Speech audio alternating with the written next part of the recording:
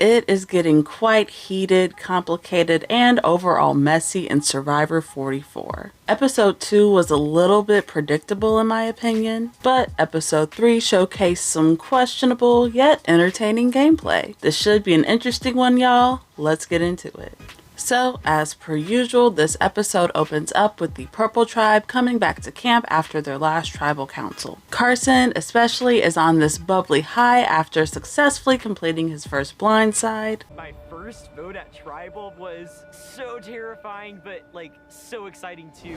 She didn't have any idea. I mean, I was kind of like in my seat like, oh! I tapped into my chaotic, crazy side. I really love that for him and how this moment really humanizes the gameplay aspect overall. On the opposite end of the spectrum, Sarah is feeling particularly low. She was left out of the last vote and feels like she's at the bottom of the tribe, and she's not wrong. The show really seems to be setting up this rivalry between Carson and Sarah, and I could easily see one of them being the next to go from their tribe. Meanwhile, at the Green Tribe, as Matt and Frannie continue their little showmance, they also continue to paint a pretty big target on their backs. Most people on their tribe see their showmance as a threat, and honestly, my hopes aren't too high for both of them making the merge together. Things are going to get even more complicated when Matt stumbles upon an immunity idol.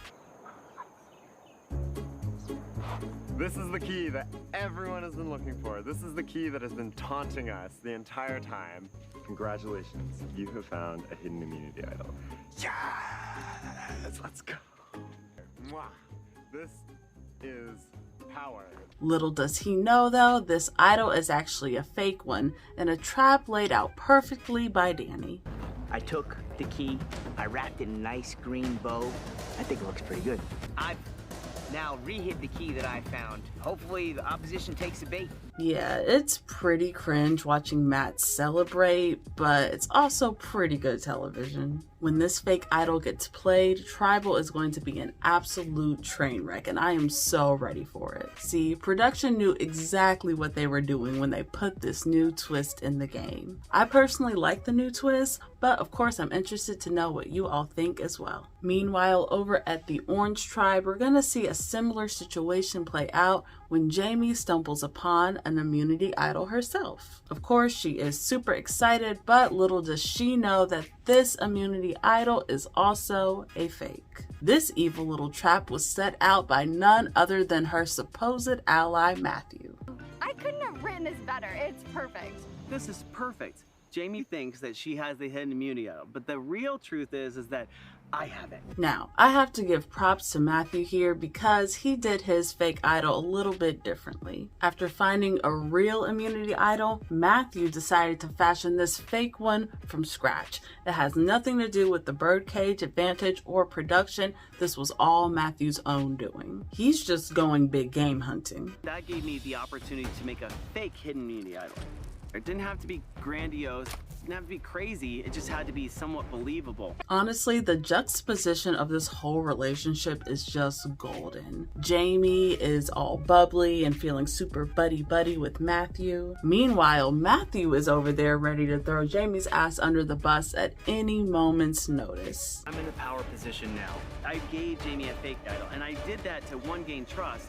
But if that trust isn't gonna get there, then I can turn it on her and put a target on her back. Absolute savagery. This honestly sucks for Jaime, but every great season needs a great villain. Just like every good story needs a good antagonist. So thank you to you, Matthew, for boldly becoming our first villain of the season. Good luck to you. Matthew is honestly playing one hell of a game so far. I'm not sure if it's enough to win, but it sure is enough to entertain.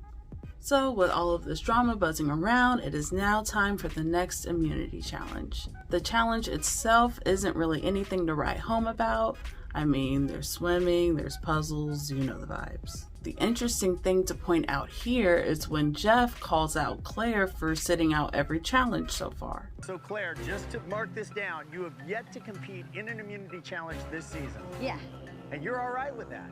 Yeah, as long as we get to the next immunity challenge, maybe I can be fine. I honestly didn't even notice this until Jeff said something about it, and I'm kind of wondering if anybody else noticed too. Either way, this moment is actually going to be really important later on. The challenge ensues and the Green Tribe ends up losing, meaning they will now be headed to Tribal Council for the first time. Back at the Green Camp, it looks like the main names that are being brought up are Josh and Claire. Josh is being brought up because people can't really tell where he stands. And Claire is a target because, as Jeff so blatantly pointed out, she hasn't competed in any of the challenges so far. And this is where I start to wonder if Jeff's questioning may have accidentally thrown Claire under the bus. Like, if Jeff wouldn't have publicly called her out for not playing, would she still be as big of a target as she is now? I don't know, let me know what y'all think. The group eventually goes off to Tribal, where there's a lot of talk about tribe strength and commitment. There's also some obvious shade to Claire being thrown at Tribal. This is obviously enough to make Claire feel nervous, so she decides to roll her shot in the dark, but it is to no avail. When the votes are read, we see that Claire is ultimately the one who is voted out. Damn. I'm still left wondering if Claire's vote off was specifically because of the challenge thing, or if there were other reasons that maybe they didn't show on the show. I mean, I don't think the challenge thing alone would be enough to make me want to vote somebody out, especially if they're contributing to the tribe in other ways. Plus, the fact that we didn't really get this big Claire is lazy segment or anything like that on the show, so it's still just a mystery to me. Of course, I'm interested to know, what did you all think of this vote? Do you think that Claire was the right move to make, or do you think it should have been someone else instead? Let me know in the comments below. Like I said earlier, this episode really started to heat up, especially with all the real idols and fake idols in play and whatnot, so I'm really excited to see where this season goes and what's gonna happen next. I will talk to you all later, but until next time, bye!